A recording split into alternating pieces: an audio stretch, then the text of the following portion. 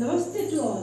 Article को English Hindi में कहते हैं उपपद। अब आर्टिकल के लिए लॉन्ग वीडियो मैंने इस पर डाल दी है शॉर्ट वीडियो में। शॉर्ट में समझते हैं, शॉर्ट में सीखते हैं कि जैसे अगर हमारे किसी भी सेंटेंस में, चाहे शुरू में है सेंटेंस में या बीच में है, कहीं पर भी जैसे नदियों के नाम मीन्स गंगा, गोदावरी, यमुना, सतलुज, ब्रह्मपुत्र, रावी, ताप्ती, चाहे कोई हमारे देश की हो चाहे कोई विदेश की हो, नदियों के नाम हो अगर तो इस तरह से जब वर्ड दिए जाएंगे तो हम आर्टिकल क्या यूज़ करेंगे।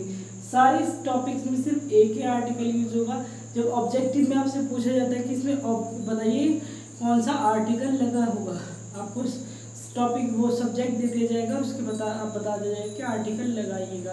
तो आर्टिकल छोटा सा टॉपिक लगता है, छोटे से वर्ड है तो बहुत कंफ्यूज होता है। नेक्स्ट हमारा जो होता है हिंदू, मुस्लिम, सिख, ईसाई, कोई भी जो धार्मिक समुदाय हो इनके नाम हो, अगर सेंटेंस भी लिखा हुआ कि हिंदू लिखा है, मुस्लिम लिखा है, सिख लिखा है, क्रिश्चियन लिखा हुआ है अगर तो, या फिर कोई भी पार्टी हो, जैसे राजनीतिक दल हो, जैसे बीजेपी, कांग्रेस, कम्युनिस्ट पार्टी, कोई भी राजनीतिक दल का नाम लिखा हुआ सेंटेंस में।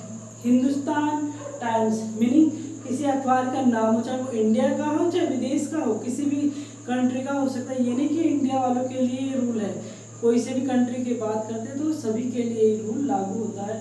Indian express.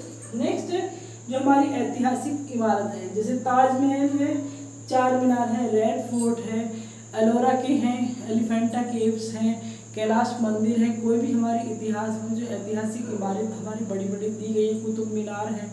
तो भाई दुनिया मैंने ज़्यादा देखी नहीं है, इतना मैं घूमी नहीं तो मुझे इतना ज़्यादा पता नहीं, पर जितनी भी हमारी ऐतिहासिक इमारतें हैं उनके नाम हो, अगर ताजमहल, चारमीनार, रेड फोर्ट ये इसी तरह वर्ड लिखे हुए हो, या फिर जैसे इंटरसिटी राजधानी एक्सप्रेस जो ट्रेन या पानी के जहाज, जैसे विक्रांत हमारे इंडिया का रहा है मतलब, तो इस तरह से पानी का जहाज हो या ट्रेन का किसी का नाम हो दे रखा हो सेंटेंस में, मतलब दिया यही होगा रेड फोर्ट, इससे अलग कुछ नहीं है, वर्ड यही होनी चाहिए। जैसे इस तरह से है नदी के नाम है तो गंगा सेंटेंस में आना चाहिए, गोदावरी या आना चाहिए, कोई भी नदी का नाम आना जरूर चाहिए, चाहे बीच में आए चाहे बाद में आए चाहे पहले आए, कहीं भी आना चाहिए। कोई भी राष्ट्रीय आंदोलन हो, जैसे फ्रेंच रेवोल्यूशन या भारत छोड़ो आंदोलन है, नमक तोड़ कानून वो है, और चोरी चोरा कांड, इस तरह के कोई भी राष्ट्रीय आंदोलन है, अगर ये हमारे वर्ड इस तरह के सेंटेंस में है, इनके ये लिखे हुए सेंटेंस में, चाहे पहले हो चाहे बीच में हो चाहे आखिर में हो, कहीं पर भी हो, तो हमारा जो आर्टिकल यूज हुआ कोई सा भी हो उनके लिए सबके लिए द आर्टिकल हमारा यूज होगा। अगर हमसे सेंटेंस में पूछ लिया जाए, कह दिया जाए कि इसमें आर्टिकल कौन सा है, कि मुस्लिम लिखा हुआ है, मुस्लिम तो मुस्लिम से पहले दा लगेगा, गोदावरी वर्ड उसमें है, आर्टिकल पूछा हुआ है कि एन और द में से आर्टिकल बताइए कौन, तो गोदावरी से पहले दा लगेगा। हिंदुस्तान टाइम्स लिखा हुआ सेंटेंस में, तो सेंटेंस में अगर आर्टिकल फिर वही पूछा जाए कि कौन सा ए एन या दी में से कौन सा लगेगा, तो वो दी लगेगा। इसे दी भी बोलते हैं, दा भी बोलते हैं, द भी बोलते हैं, तो वो आप अपनी अकॉर्डिंग बोल सकते हैं, दोनों में तीनों में से कोई भी गलत नहीं होता। अगर सेंटेंस में ताजमहल या रेड फोर्ट लिखा हुआ है तो इनके आगे जो आर्टिकल अगर पूछा हुआ है तो आर्टिकल आप बताएंगे दी या द लगेगा।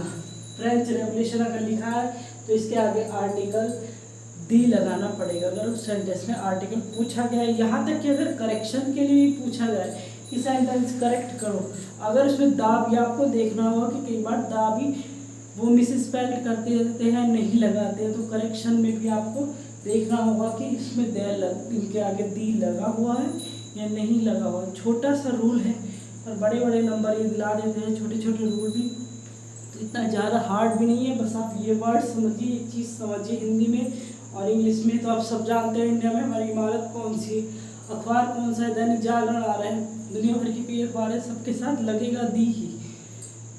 जो धर्म है वो भी सब जानते हैं, और इस तरह से बस आपको सिर्फ उनके आगे दी लगाना है, आर्टिकल ए या एन नहीं लगेगा। फिर भी कुछ समझ में नहीं आया तो कमेंट करके पूछ सकते हैं, बाकी सीखते रहिए, पढ़ते रहिए। Thanks a lot.